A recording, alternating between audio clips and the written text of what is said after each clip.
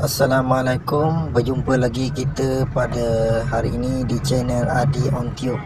Pada minggu ini tak tahu nak pergi mana, cuti sekolah hari Isnin. Jadi fikir kat mana tempat paling dekat nak bawa budak-budak ni pergi berjalan. Terfikir pula Gunung Senyum yang terletak di Jengka. Jadi kami bersiaplah daripada Temerloh dan bawa budak-budak ni berjalan ke Gunung Senyum.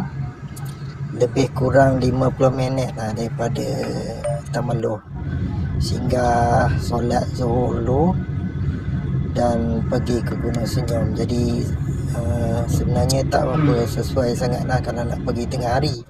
Jadi kami singgah di masjid untuk solat Zuhur supaya dapat lambatkan sikit perjalanan ke Gunung Senyum. Sebab tempat-tempat begini tak berapa elok kita nak pergi tengah-tengah hari buta ataupun di malam hari. Jadi kami pergilah lewat sikit. Dan di sinilah keadaan di dalam gua Gunung Senyum, yang mana telah 14 tahun kami tak pergi ke sini.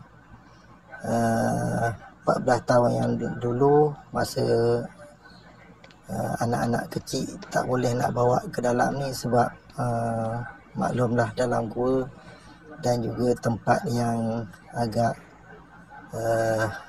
ke dalam hutan. Ini adalah gua makam Tok Long yang berada di Gunung Senyum.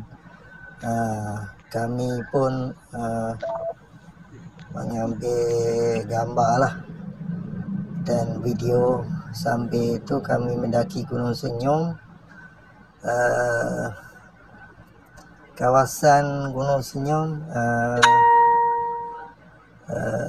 seperti dulu juga masih hijau flora dan faunanya, dan sangat sejuk mata memandang. Dan kami pun melihat-lihat kawasan stalaktit dan stalagmit yang ada di dalam gua itu. Okey, setakat itu je lah yang dapat kami share untuk hari ini. Jom ke Gunung Senyum Jengka. Assalamualaikum warahmatullahi wabarakatuh.